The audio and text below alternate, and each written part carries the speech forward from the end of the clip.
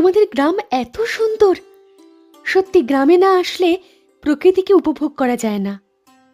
প্রথমে তো আসতেই চাওনি। সত্যি না আসলে আমি মিস করতাম। এই সেই কুটিবাড়ি, এখান থেকেই খালপাড়ের দৃশ্য রাতে সবচেয়ে বেশি সুন্দর দেখা যায়। এই বাড়িতে কেউ থাকে না?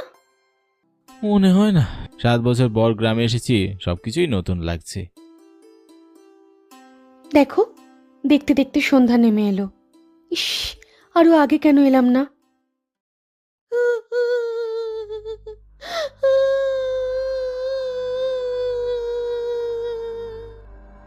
এ কি, কার কান্নার আওয়াজ আসছে? মনে হয় আমরা ভুল শুনছি।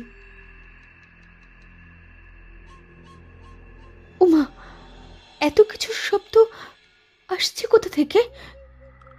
হয়তো ঘরের ভিতর ইঁদুর বিড়াল বাসা বেঁধেছে। চলো আমরা খালপাড়ের কাছে দাঁড়াই।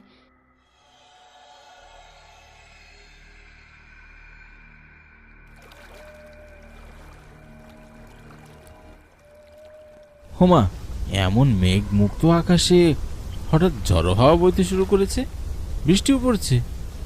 ইস, একেবারে কাক ভেজা হয়ে গেলাম।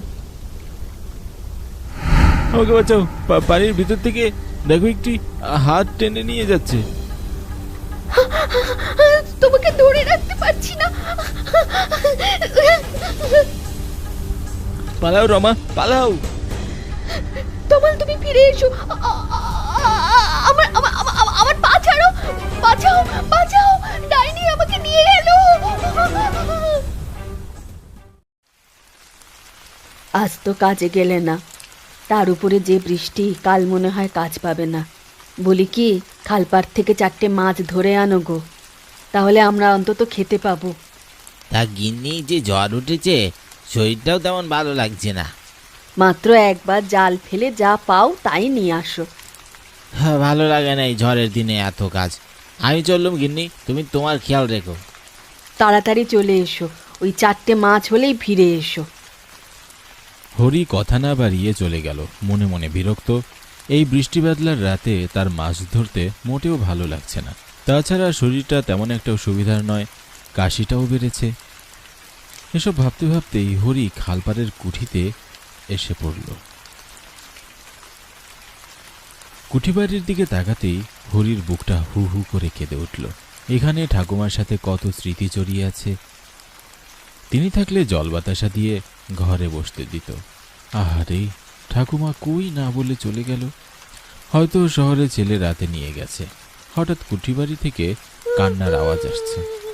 হরি তেমন পাত্তা দিল না। অন্যদিকে ঝড়ের গতিও বাড়ছে। এরপর ঘরের মাঝে অদ্ভুত শব্দ হচ্ছে।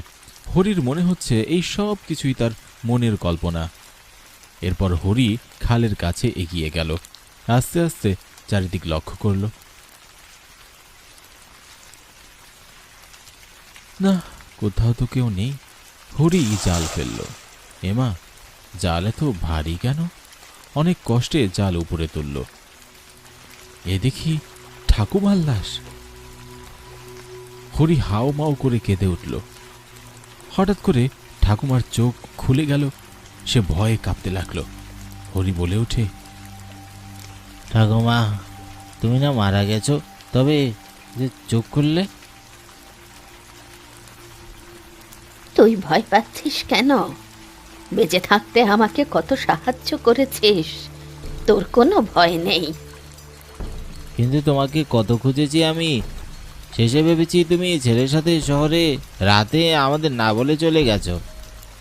ছেলে কি পেটে ধরেছি যে আমাকে শহরে নিয়ে যাবে? পর কোনো দিন আপন হয় না। গোপাল তোমার আপন ছেলে না? না, ওকে আমি এতিমখানা থেকে নিয়ে এসেছিলাম। অকালে স্বামী মারা যায়। শেষে এতিমখানা থেকে গোপালকে পালক আনে। গোপালকে সে নিজের ছেলের পরিচয়ে বড় করে। ছেলের স্কুল শেষ করে বায়না ধরে কলেজে পড়বে। ধানি জমি বিক্রি করে ছেলেকে কলেজে পড়ায়।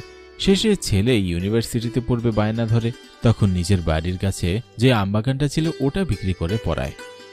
পড়ালেখা শেষ করে বড় চাকরি পায়। তারপর শহরে বাসা করে থাকতে শুরু করে। একদিন বুড়িকে না জানিয়ে বিয়েও করে ফেলে। তারপর থেকে ছেলেটা পর হয়ে যায়। গ্রামের বাড়িতে তেমন আশাও হয় না। মাসে দু একটি চিঠি দিত, কিন্তু বুড়ির টান ছেলেটার উপর আগের মতোই থাকে। অন্যদিকে হরি বুড়ির কিচ্ছু হয় না। মাছ ধরতে এলে জল বাতাসে দিত। হরি বুড়িকে নিজের ঠাকুমার মতোই দেখত। মাছ ধরতে এলে কিছু মাছ এমনি দিয়ে দিত। বুড়িকে খেতে কাজ করতেও সাহায্য করত। ক্ষেতের ফসল নিয়ে হাটে বিক্রি করে দিত। বুড়ির অসুখ হলে কবিরাজ এনে দেখাতো। বাজার থেকে নিজের টাকায় ফলমূল এনেও খাওয়াতো। হরি ছিল বুড়ির নিজের নাতির মতো। বুড়ির ছেলে শহর থেকে এসেছিল। বুড়ি ছেলেকে দেখে অনেক খুশিও হয়েছিল। বুড়ি নিজের হাতে বাতাসা, সন্দেশ, মোয়া এসব ছেলের জন্য বানায়। ছেলের বউয়ের জন্য বানায় হরেক রকমের আচার। সন্ধ্যায় ছেলে বলে, মা আমি শহরে যাব, আজ রাতেই যাব। কিন্তু বুড়ি বাধা দেয়। তার শরীর তেমন একটা ভালো নয়, আর দুটো দিন থাকতে তেমন কোনো বাধা মনে হয় না। বউয়ের জন্মদিন পালন করতে সে চলে যায়। সে রাতে এমন বৃষ্টি ছিল, বুড়ি কাঁদতে কাঁদতে খালে পানি আনতে যায়। সে পা পিছলে পড়ে যায়। অনেক চেষ্টা করেও পানি থেকে আর উঠতে পারে না।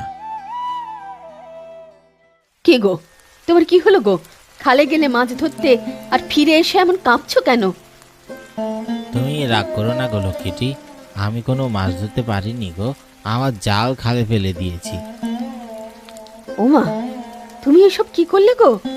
জালখানা যে ফেলে দিলে, জালখানা যে ফেলে দিলে, এখন আমরা কি খাবো? তুমি যদি মাছ ধরে বাজারে বিক্রি না করতে পারো, তাহলে তো আমরা না খেয়ে মারা যাব। জাল ফেলেছি তাতে কি, জান নিয়ে যে ফিরতে পেরেছি এই বেশি। খালবাড়ির গুটিবাড়ির ঠাকুমার কথা মনে আছে গো? তা থাকবে না কেন গো? কুঠি বাড়িতে গেলে ঠাকুমা কত আদর করতো। তুমি মাছ ধরতে গেলে জল বাতাসা দিত।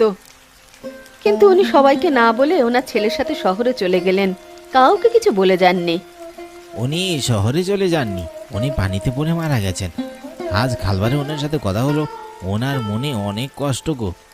ঠাকুরমার ছেলে তাকে অসুস্থ অবস্থায় রেখে ছেলের জন্মদিন পালন করতে চলে যায়।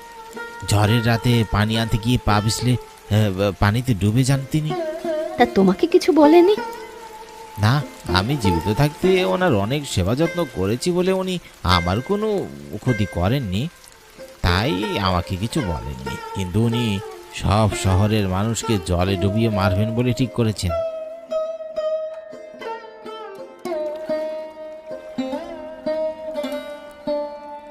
দেখো দেখো, কালোরা শহর থেকে এসেছিল, আর আজ ওদের লাশ আমরা খালে ভাসতে দেখছি।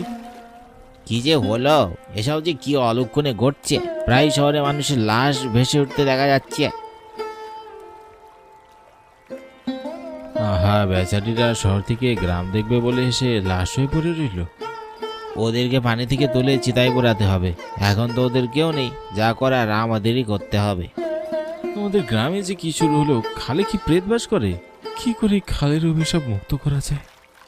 কুঠি বাড়িতে সন্ধ্যা কেমন ভুতুরে পরিবেশ সৃষ্টি হয়, প্রায় ওখান থেকে কান্নার আওয়াজ আসে। বুড়ি না বলে শহরের ছেলের সাথে চলে গেল, কিন্তু কুঠি বাড়িতে কি ভূত বসিয়ে গেল নাকি? ঠিকই বলেছ, ভূত চলে যাওয়ার পরই কুটি বাড়ি থেকে সন্ধ্যার কান্নার আওয়াজ আসে। আহারে, কেমন তত্তাজা দুটি প্রাণ চিতায় ছাইয়ে পরিণত হলো।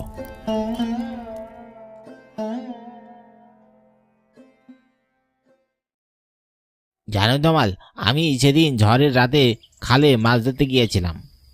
তারপর কি হলো? কুঠি বাড়ির ভিতর থেকে কান্নার আওয়াজ আসতে শুরু করলো। তারপর কি করলে তুমি? তারপর খালে ঠাকুরমার সাথে কথা হলো। উনি শহরে যাননি, ওনার ছেলেকে সেদিন উনি অসুস্থ বলে দুদিন থাকতে বলে, কিন্তু তার ছেলের বউয়ের পরের দিন জন্মদিন, তাই তাকে অসুস্থ রেখে চলে যায়। আর উনি সেই রাতে বৃষ্টির মধ্যে খাল পানিতে পড়ে পা পিছলে মারা যায়।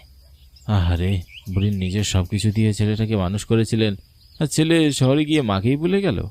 তিনি আরও বললেন যে এই ছেলেকে তিনি এতিমখানা থেকে এনেছিলেন। পালক ছেলে বলেই তো মাকে ছেড়ে থাকতে পারে, পর কোনো দিন আপন হয় না। ঠিক আছে, আমি ঠাকুরমার ছেলে গোপালকে চিঠি লিখে দিচ্ছি। কিন্তু খালে এত মানুষ পড়ে কি এই বুড়ির প্রেতের জন্য? হ্যাঁ, ঠাকুরমা প্রতিজ্ঞা করেছেন ওনার ছেলে ওনাকে শহরে গিয়ে ভুলে গেছে, তাই উনি যারা শহর থেকে আসবে তাদের সবাইকে খালে চুবিয়ে মারবেন। আরে বুড়ির অন্ত্যেষ্টিক্রিয়াও সম্পন্ন হলো না। হয়তো খালের কাদায় এখনো মরা কাদায় ডুবে আছে।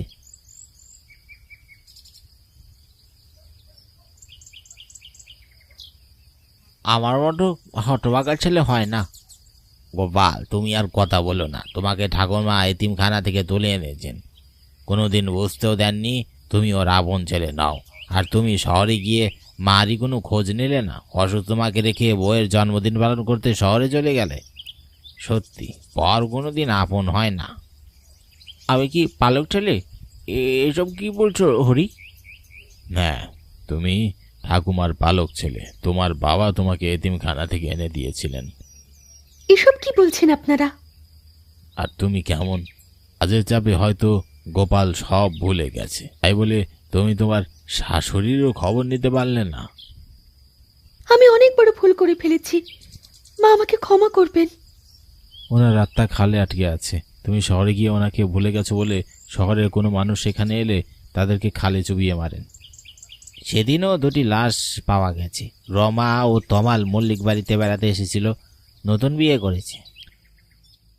এমন সময় সন্ধ্যা হয়ে এলো। কুঠিবাড়িতে কান্নার আওয়াজ শুরু হলো। কারও বুঝতে বাকি রইল না বুড়ির আত্মা কাঁদছে। চারিদিকে ঝড়ো হাওয়া বইতে লাগলো। এমন সময় গোপাল যেন কার ডাকে মোহিত হলো। একটানা হেঁটে খালের কাছে এসে দাঁড়ালো। এমন সময় খালের ভিতর থেকে বুড়ির মাথা বেরিয়ে এলো। গোপাল বলল, মা, তুমি আমাকে চিনতে পেরেছ? আমি তোমার গোপাল। হ্যাঁ রে বাবা, আমি তোমাকে চিনেছি। তুমি এসেছো বাবা? মা, আমাকে ক্ষমা করে দাও। আমি শহরে গিয়ে তোমাকে ভুলিনি। তুমি বলেছিলে না বাবা বিনা চিকিৎসায় মারা গেছেন, তাই আমাকে গ্রামে হাসপাতাল প্রতিষ্ঠা করতে হবে। তাই তো আমি দিনরাত পরিশ্রম করে টাকা জমাচ্ছি। দেখো তো, বাবাও চাকরি করে, ও এখন ডাক্তার। কই আমার বৌমা? মা, আমাকে মাফ করে দেবেন, আমি আপনার কোনো খবর নিইনি। মা, মাফ করে দাও। আর কাউকে মেরো না। আর যদি মারতে হয় আমাকে মারো। আমার অপরাধের শাস্তি আমাকে দাও। যা, মাফ করে দিলাম।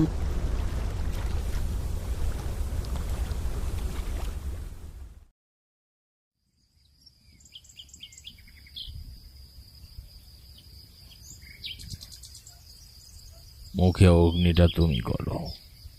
দিন জীবিত থাকতে তো কিছু করতে পারিনি, অন্তত শেষ দায়িত্বটা পালন করি। আহারে, মা কত কষ্ট নিয়ে মারা গেছেন।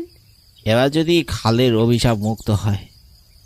আরে বুড়ির জন্য হরি ছাড়া গ্রামের কেউই কিছু করেনি। ওনার জন্য আমি কাশিতে গিয়ে পিণ্ডদান করে আসব। না গো, পিণ্ড আমি ও গোপাল গিয়ে দান করে আসব। তারপর মাকে দেওয়া কথা অনুযায়ী হাসপাতালের কাজ শুরু করব।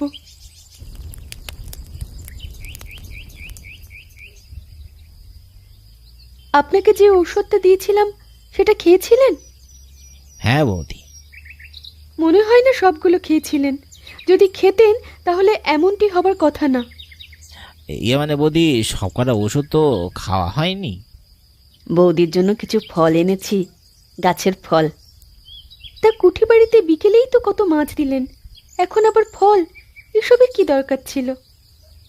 ঠাকুমা থাকলে তো আনতাম। ঠাকুমা আর নেই তো কি হয়েছে, বৌদি তো আছেই। বৌদি হবে না, মামি বলবেন। সম্পর্কে মামি হই।